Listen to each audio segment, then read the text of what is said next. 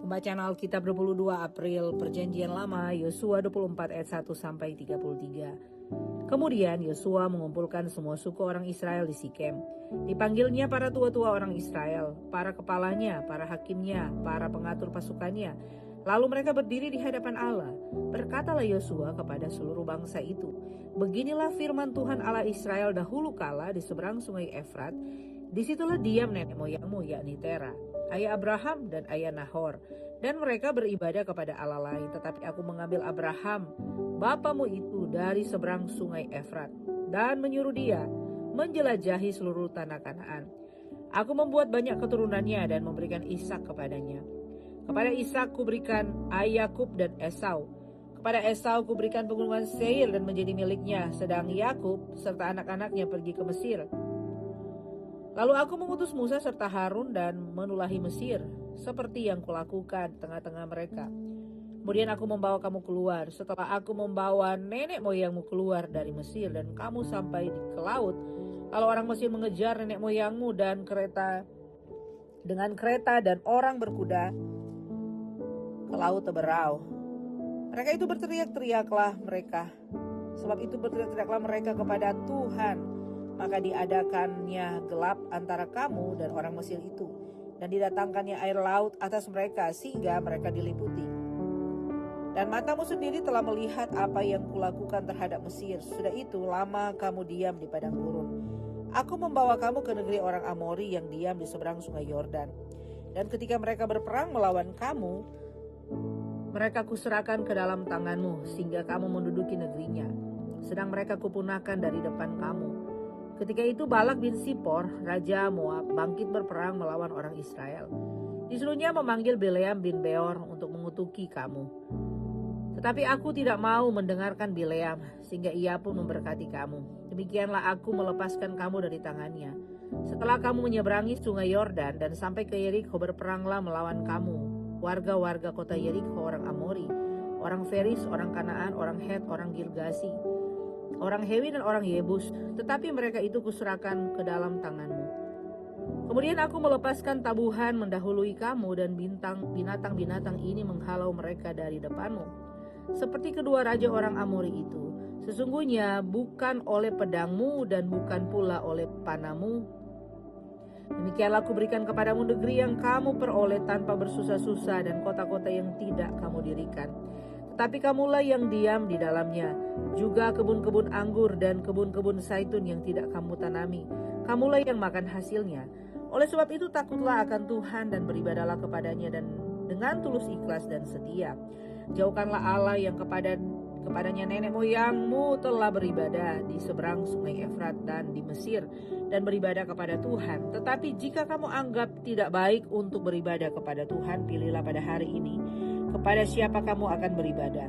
Allah yang kepadanya nenek moyangmu beribadah di seberang sungai Efrat, atau Allah orang Amori yang negerinya kamu diami ini. Tetapi aku dan seisi rumahku, kami akan beribadah kepada Tuhan. Lalu bangsa itu menjawab, "Jauhlah daripada kami meninggalkan Tuhan untuk beribadah kepada Allah lain. Sebab Tuhan Allah kita, dialah yang telah menuntun kita dan nenek moyang kita dari tanah Mesir dan dari rumah perbudakan.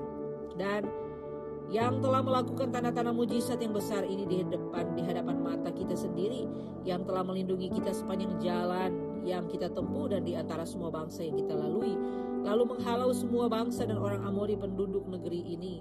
Dan dari depan kita, kami pun akan beribadah kepada Tuhan, sebab dialah Allah kita." Tetapi Yosua berkata kepada bangsa itu, "Tidaklah kamu sanggup beribadah kepada Tuhan, sebab dialah Allah yang kudus. Dialah Allah yang cemburu, ia tidak akan mengampuni kesalahan dan dosamu.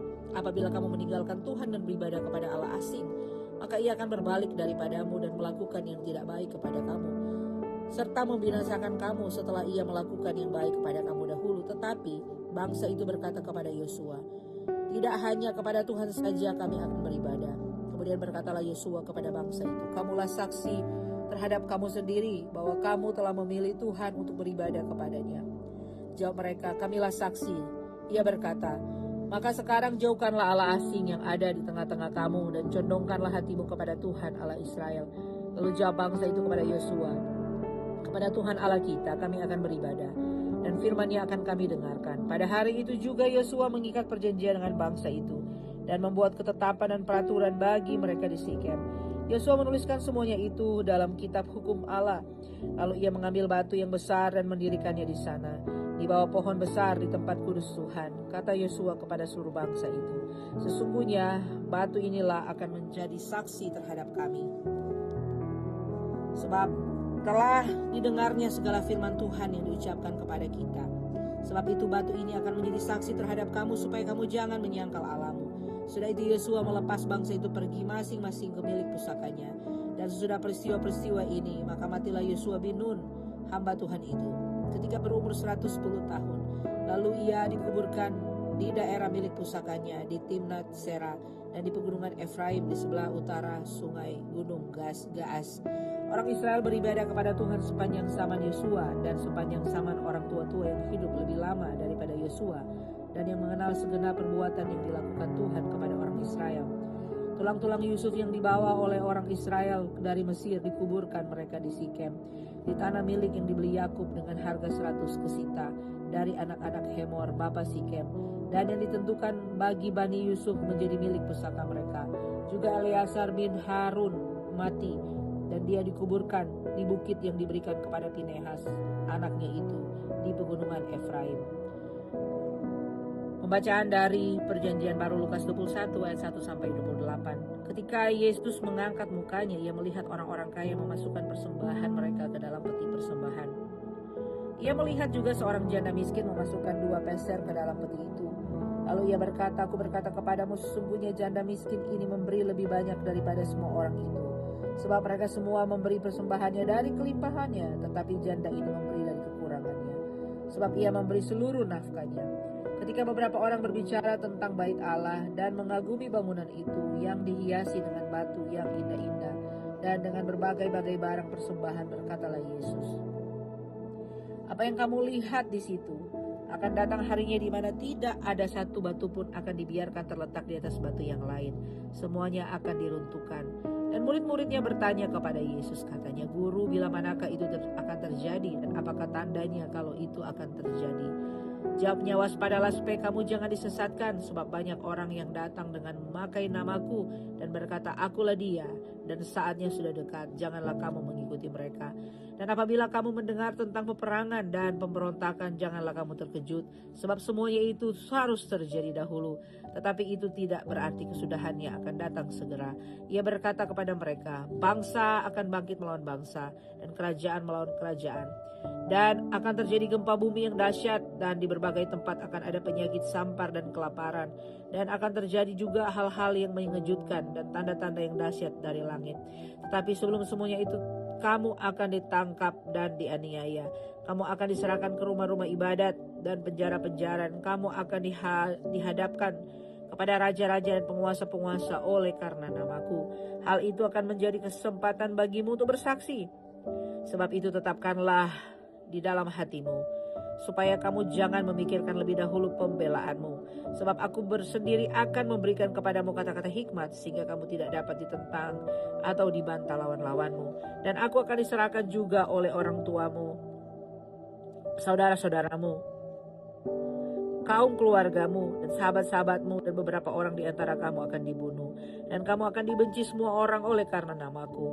Tetapi tidak sehelai pun dari rambut kepalamu akan hilang. Kalau kamu hidup tetap bertahan, kamu akan memperoleh hidupmu. Apabila kamu melihat Yerusalem dikepung oleh tentara-tentara, ketahuilah bahwa keruntuhannya sudah dekat. Pada waktu itu orang-orang yang ada di Yudea harus melarikan diri ke pegunungan, dan orang-orang yang berada di dalam kota harus mengungsi. Dan orang-orang yang ada di pedusunan jangan masuk lagi ke dalam kota, sebab itulah masa pembalasan di mana akan genap semua yang ada tertulis. Celakalah ibu-ibu yang sedang hamil atau yang menyusukan bayi pada masa itu, sebab akan datang kesesakan yang dahsyat atas seluruh negeri dan murka atas bangsa ini, dan mereka akan tewas oleh mata pedang dan dibawa sebagai tawanan ke segala bangsa. Dan Yerusalem akan diinjak-injak oleh bangsa-bangsa yang tidak mengenal Allah, sebab genaplah zaman bangsa-bangsa itu. Dan akan ada tanda-tanda pada matahari atau bulan dan bintang-bintang. Dan di bumi bangsa-bangsa akan takut dan bingung menghadap deru dan gelora laut. Orang akan mati ketakutan karena kecemasan, berhubung dengan segala apa yang menimpa bumi ini. Sebab kuasa-kuasa langit akan goncang. Pada waktu itu orang akan melihat Anak Manusia datang dalam awan dengan segala kekuasaannya dan kemuliaannya. Apabila semuanya itu mulai terjadi, bangkitlah dan angkatlah mukamu, sebab penyelamatanmu sudah dekat.